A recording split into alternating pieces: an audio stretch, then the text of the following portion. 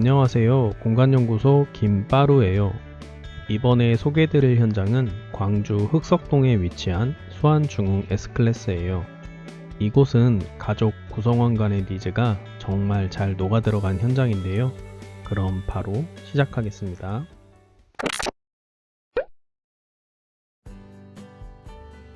이곳은 현관입니다. 기존에는 양쪽으로 팬트리 공간과 신발장이 있었는데요.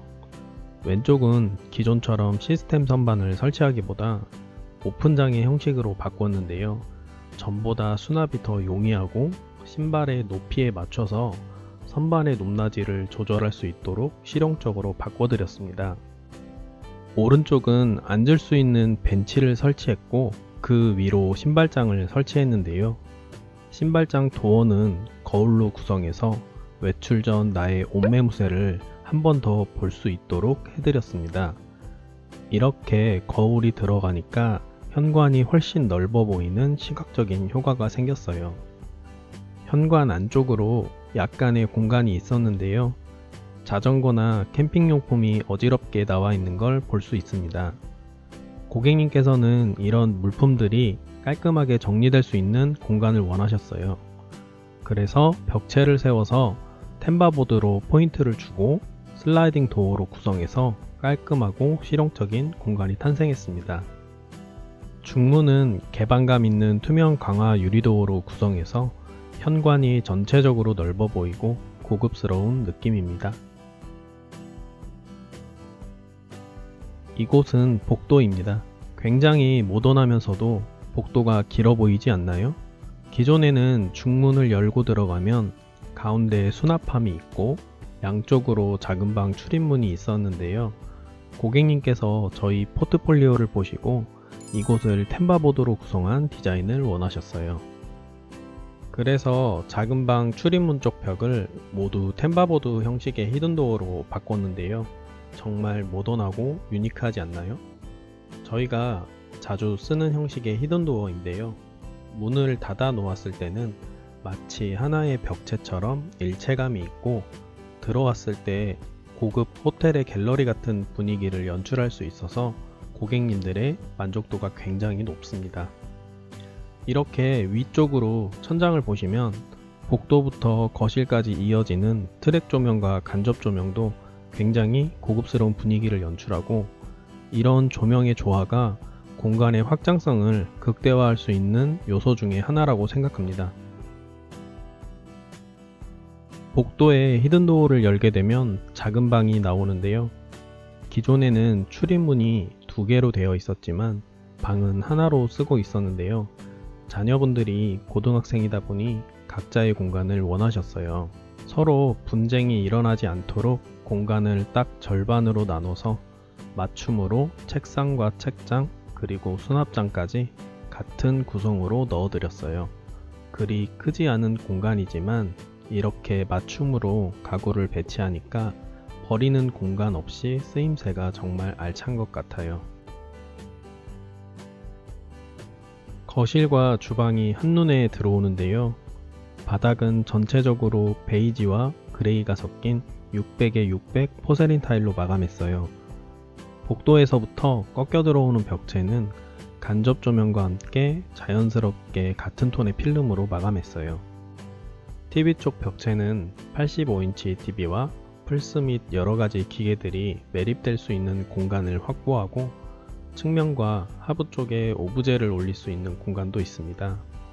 템바보드와 간접 조명을 활용해서 포인트를 줘봤는데 정말 예쁘지 않나요? 필름 마감이 약간 다크한 우드 계열인데 화이트와 조화를 이루다 보니 전혀 어두운 느낌은 들지 않고 모던하고 고급스러운 느낌입니다. 기존에는 창가 쪽으로 쿡과 싱크가 배치되어 있었는데요.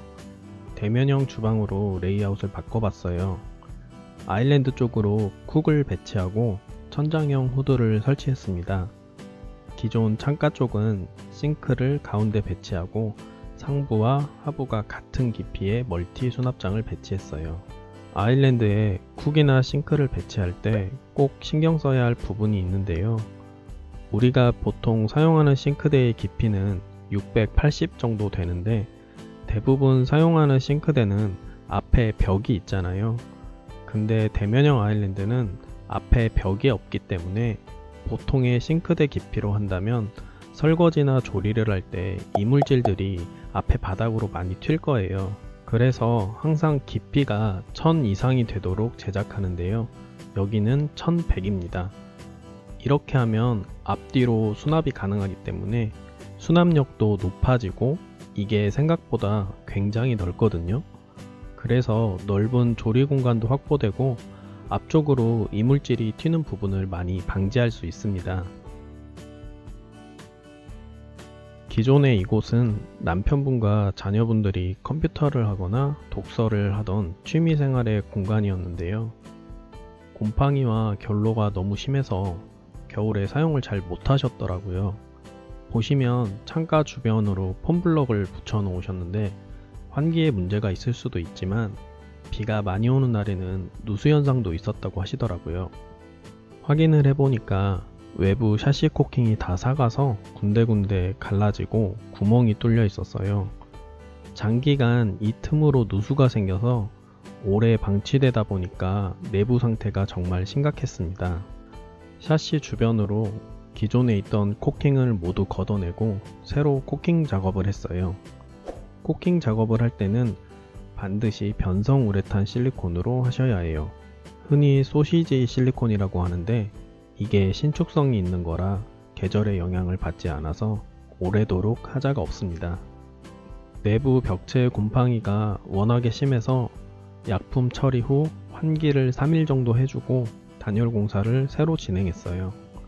이런 기본적인 베이스 공사가 잘 이루어져야 불편함 없이 오래도록 지낼 수 있습니다. 이렇게 서재 겸 드레스룸이 완성되었는데요. 한쪽은 넉넉한 책상과 책장을 맞춤으로 제작해드렸고 또 한쪽은 붙박이장을 배치해서 넉넉한 수납 공간을 마련해드렸어요. 이제 안방과 파우더룸을 설명드릴 건데요. 여긴 구조적으로 변화가 좀 많아가지고 먼저 설계를 할 때 어떤 식으로 했는지 설명을 드릴게요. 우리가 흔히 볼 수 있는 안방 입구인데요. 이런 형태죠. 안방을 들어가면 이런 형태의 구조인데 보편적으로 이렇게 붙박이장이 있고 파우더룸에 팬트리 공간이 있는데 이 수납을 가지고는 많이 부족하셨대요. 안방 수납에는 옷도 넣지만 계절 침구류를 넣어야 하기 때문에 옷이 많은 고객님들은 아마 부족하셨을 거예요. 안방에는 남편분과 아내분의 니즈를 적절히 섞어서 담아봤는데 아내분께서 해외 생활을 오래 하셔서 고급 호텔처럼 모던하고 아늑한 침실을 좋아하셨어요. 그리고 서로 출근 시간이 다르다 보니까 안방과 분리된 공간에 화장대를 원하셨어요. 남편분께서는 굉장히 멋쟁이시라 옷이 많아요. 그러다 보니까 드레스룸에 대한 니즈가 강했는데 이게 안방 붙박이장에 옷과 침구류를 같이 넣다 보니까 너무 부족한 거예요. 그래서 옷과 침구류가 분리된 형태의 넉넉한 수납 공간을 원하셨습니다. 이 니즈를 전부 이 안방에 때려 넣으려다 보니까 되게 고민이 많은 거예요. 보시는 것처럼 좁은 공간은 아닌데 이 모든 걸 넣기에는 부족한 공간이라 아무리 고민해도 이 구조에서는 고객님의 니즈를 모두 채워 넣을 수가 없겠더라고요. 그래서 어떻게 했느냐? 자, 우리가 첫 번째로 할 게 뭐였죠? 침실부와 파우더 공간을 분리하는 거였잖아요. 정말 다행인 게 이 벽이 비내력 벽이거든요. 그러니까 철거가 가능한 거죠. 한 가지 아쉬운 건 이 벽까지 비내력 벽이었으면 참 좋았을 텐데 안타깝게도 내력벽이어서 이걸 건드릴 순 없었고요. 이렇게 안방 입구와 이 벽을 철거하고 나니까 이렇게만 해도 뭔가 눈이 환해지는 느낌? 먼저 안방 입구를 바꿨습니다. 그리고 이쪽에 벽체를 쳐서 침실부와 파우더 공간을 분리했어요. 이제 파우더룸으로 들어가는 공간이 안방과 완전히 분리돼서 침실은 정말 프라이빗한 공간이 됐고요. 파우더룸 입구에 간살도어를 설치해서 닫았을 때 모던한 디자인과 열었을 때 확장감이 느껴지는 멋진 공간이 탄생했습니다. 그리고 집에 손님이 많이 오실 때도 있잖아요. 안방은 프라이빗한 공간이기 때문에 안방 화장실을 손님들이 이용하시더라도 서로 간섭되는 게 없어서 정말 좋은 것 같아요. 여기가 36평 아파트인데 믿어지시나요? 이렇게 하니까 40, 50평대 부럽지 않은 것 같아요. 그리고 안방 입구를 바꿨다 그랬잖아요.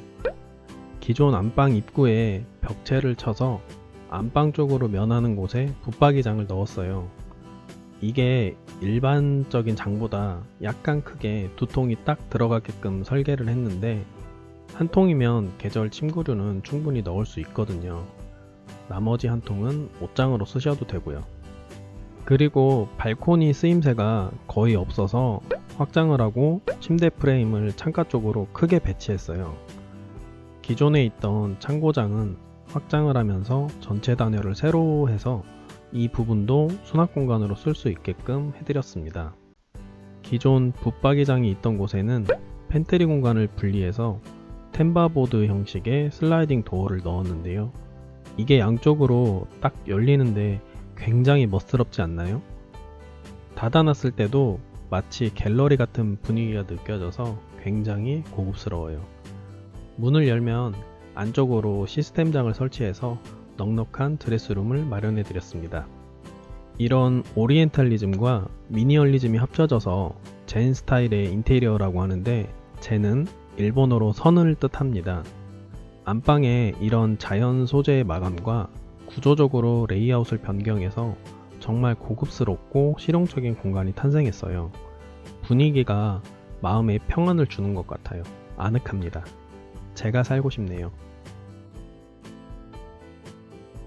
파우더룸을 지나서 여기가 안방 화장실입니다.